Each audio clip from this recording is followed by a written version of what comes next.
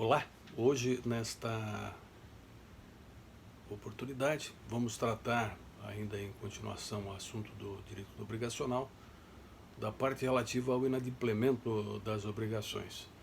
O tema vem inserido no Código Civil brasileiro, nas disposições gerais, compreendendo os artigos 389 a 393.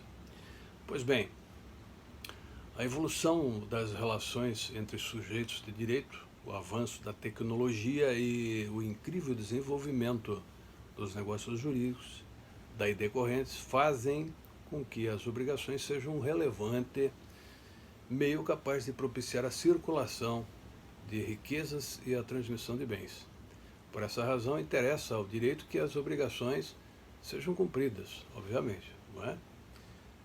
No entanto, o legislador também deve regular as consequências jurídicas que emanem do descumprimento das obrigações, especialmente no que tange à responsabilidade patrimonial do solvens, né, do devedor. Não é? Então, por essa razão, o descumprimento das obrigações, de modo geral, é o denominado inadimplemento, e se verifica quando a obrigação não for cumprida no tempo, lugar e condições devidas, não é? Ou seja, quando não se atende àquilo que foi pelas partes convencionado, não é? Pelas partes convencionado, entenda-se, né, aquelas disposições contempladas no contrato quanto ao que deve ser pago, né, ao objeto da obrigação, a sua prestação, a data de vencimento, dentre outras condições. Pode ser classificado como o absoluto ou relativo inadimplemento. Não é? Daí então o tema de hoje, tratar da parte geral, como dito anteriormente, não é? Dos aspectos gerais do inadimplemento obrigacional. O descumprimento da obrigação, por conseguinte, como dito, o inadimplemento, isto é, a não realização do ato jurídico que o devedor se comprometeu a desempenhar em benefício do credor. O descumprimento da obrigação pode ser integral ou parcial, como dito, né? Total ou relativo.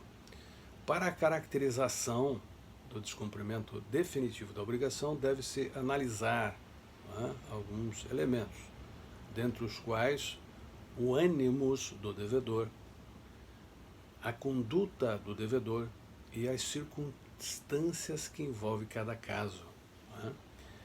O descumprimento parcial, também denominado imperfeito, irregular ou defeituoso, advém da não observância das obrigações legais ou contratuais nos exatos termos que foram convencionados.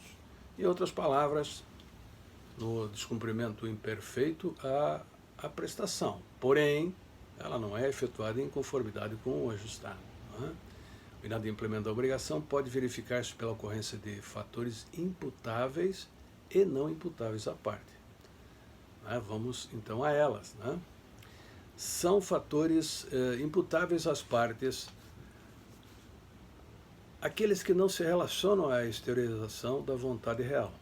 Então estão além, da vontade do sujeito, transcendem a sua vontade. Dentre os inúmeros casos, vou acentuar alguns que julgo mais relevantes. Então, o primeiro fator é a morte. A morte do sujeito ativo ou passivo da obrigação extingue o vínculo jurídico quando a lei assim determina, repetindo, a lei assim determina. Também, por natureza, a obrigação não pode mais ser cumprida, exemplificando aqui, com relação à obrigação personalíssima, ou seja, aquela que só é realizável, execuível ou executável, na figura do próprio devedor. O seu falecimento, por conseguinte, põe termo ao contrato, ou seja, põe fim ao contrato. Então haverá aqui um fator não imputável à parte, que é em decorrência da própria condição do ser nome, ou melhor dizendo, do ser humano. E o outro fator né, que também não pode ser imputável à parte, ou seja, está alheio à vontade, né, diz respeito a uma circunstância previamente estabelecida. As partes, né, podem estabelecer, né, no título constitutivo da obrigação que a morte de algum dos contraentes ou de um dos contraentes, né, porá fim à obrigação.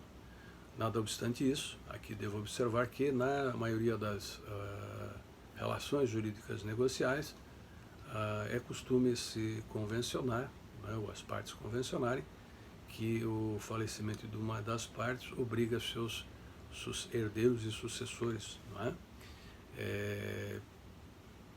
Principalmente naquelas relações que tendem à transmissão de propriedade, né? Aqui então convém dizer, né, aquelas obrigações que contemplem uma promessa de compra e venda, onde o promitente vendedor, tanto também quanto ao compromissário comprador, né, convencionam que na hipótese de ocorrência de falecimento de um deles, né, o contrato obrigará herdeiros e sucessores que assim terão que cumprir o contrato ainda, né, pós-mortem desses ou de algum desses sujeitos, né, porque manifestaram em vida a intenção, certo?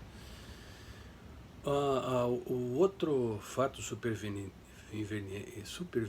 né, que também constitui fator não imputável às partes, diz respeito à ocorrência de caso fortuito. Então, entende-se, né, como caso fortuito o evento imprevisível que impossibilita o cumprimento da obrigação por motivos completamente alheios à vontade dos solvens, do devedor, não é? O caso fortuito tem a ver com aquelas situações em que ocorre uma intervenção, né, provocada pela mão humana, né, digamos assim, como se dá, por exemplo, no caso do furto do objeto da obrigação, não é? Outro fator também não imputável às partes diz respeito à ocorrência de força maior, né? Esse evento, então, inevitável, impossibilita o cumprimento da obrigação, ainda que o devedor tome todas as providências para a sua viabilização. Então, o fato inimputável, não é? As partes não constitui uma delas ou ambas em mora, ou seja, não faz com que aquele que descumpra o contrato ou a obrigação, né, seja responsável pelo descumprimento dela, né, em razão da interferência também aqui de um fato maior, né, que está mais relacionado às ocorrências, né, derivadas das forças da natureza, né, o rompimento de uma barragem, um ciclone, um tufão, um vendaval, e por aí vai, né? Perceba então que tanto no caso fortuito como no de força maior, verificam-se, né, no fato necessário, cujos efeitos não eram possíveis impedir ou evitar. Por essa razão, o devedor não responde pelos prejuízos daí resultantes. Daí porque quando examinamos as modalidades obrigacionais, né, como lá no Código Civil, né, bem tratado nos artigos 233 e seguintes, especialmente no artigo 234, como exemplo aqui, né, aquela situação em que ocorre o perecimento do objeto da obrigação, sem culpa do devedor. Por conseguinte, né, dispõe o Código Civil, nesse artigo citado, que a obrigação ficará resolvida para ambas as partes, ou seja, fica desfeito o negócio automaticamente, não é? Por superveniência de um caso fortuito de força maior, né, que não é imputável, né, ao devedor. Por conseguinte, não poderá o credor exigir do devedor mais a satisfação da obrigação e nem o devedor estará sujeito a cumpri-lo, não é? As partes serão reconduzidas ao status quo ante, ou seja, não existia, antes de contratarem, qualquer laço ou vínculo entre essas partes. Não é? A impossibilidade do pagamento da prestação deve ser absoluta, originária e objetiva para a completa exoneração do devedor, pois o que remanescer da prestação, ainda que acessório, continuará devido. Se a impossibilidade do adimplemento for temporário, não há extinção da obrigação. Né? Então vimos agora, né, aquelas situações que constituem fatores de descumprimento da obrigação, mas não imputáveis às partes, ou seja, por conduta não imputável à parte, ou seja, por circunstâncias alheias à vontade dos sujeitos, né, e sobretudo do sujeito passivo. Ora, se nós falamos de fatores, não é, que não são imputáveis às partes, como causa do descumprimento da obrigação, nós temos também que falar daqueles fatores imputáveis às partes, né? Se não houver a impossibilidade absoluta do cumprimento da prestação, deixando a obrigação de ser cumprida por fatores imputáveis às partes, obviamente, outra será a situação.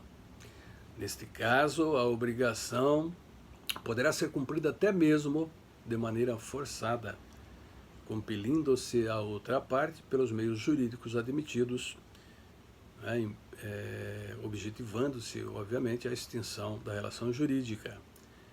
Se voluntariamente uma das partes impediu o cumprimento da obrigação, ocorre a mora. Né? Então nós temos fatores, como dito, e repetindo agora, fatores que não são imputáveis às partes, né, como causa do descumprimento da obrigação, e fatores imputáveis às partes como causa do descumprimento obrigacional, cujos efeitos serão totalmente diferentes. Né? Pois bem, falemos agora do inadimplemento absoluto, né, que constitui o descumprimento da obrigação em face da inexistência de possibilidade de o credor vir a receber o pagamento. É muito importante analisar se o credor poderia ou não ter recebido a obrigação, dados os efeitos jurídicos diversos que o ordenamento jurídico confere a uma e outra situação.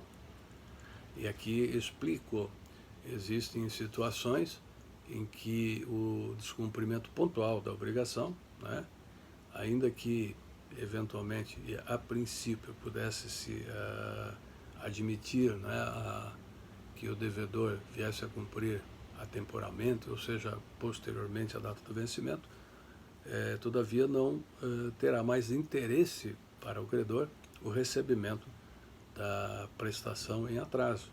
Exemplificando, né, o exemplo aqui cabe como mão à luva, o caso de uma doceira, que aqui nós vamos designar de Dona Maria Doceira, que se comprometesse contratualmente a entregar docinhos para uma festa de casamento e que por culpa sua, não honrasse a obrigação, ou seja, não cumprisse, né, com a entrega dos docinhos na data que fora aprazada no contrato para a entrega dos docinhos. Ora, óbvio está que para os credores, no caso os nubentes, né, ou seus familiares e convidados, não haverá mais utilidade à entrega dos docinhos em data posterior à da festa, né, do casamento, correto?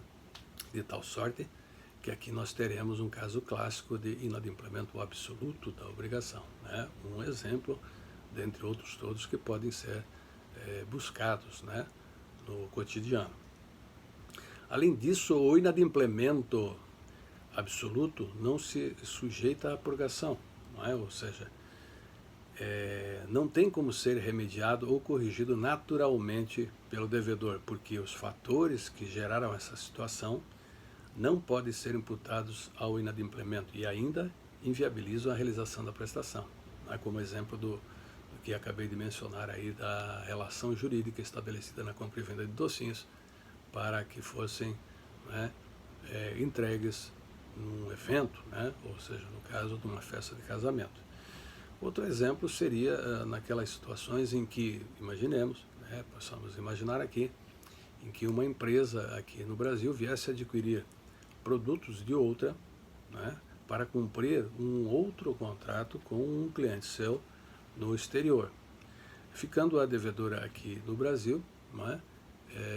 Em relação a que vai exportar essa mercadoria, responsável pela entrega dessas mercadorias em data previamente ajustada num porto, não é? Qualquer, não é? Para que na sequência, no dia seguinte, fosse embarcadas né, as mercadorias em um navio com destino à Europa, né, ou algum país europeu, certo? Ora, se por culpa do devedor ou da empresa devedora aqui do Brasil, que se comprometerá com a exportadora, né, não for possível o embarque das mercadorias por conta da não entrega na data aprazada lá no porto, né, fazendo com que assim a exportadora, que constitui-se credora da obrigação em relação a esse primeiro negócio jurídico, viesse a descumprir o contrato com o importador lá no destino, ou seja, num dos países, ou qualquer um dos países na Europa, não é?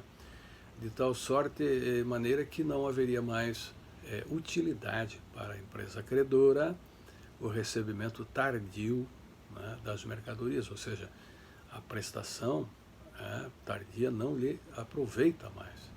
E aí nós temos também um caso clássico de inadimplemento absoluto, que vai gerar por consequência, né, o dever de indenização das perdas e danos provocadas ao credor, né? Então o devedor terá que indenizar todos os prejuízos decorrentes do seu inadimplemento culposo, né?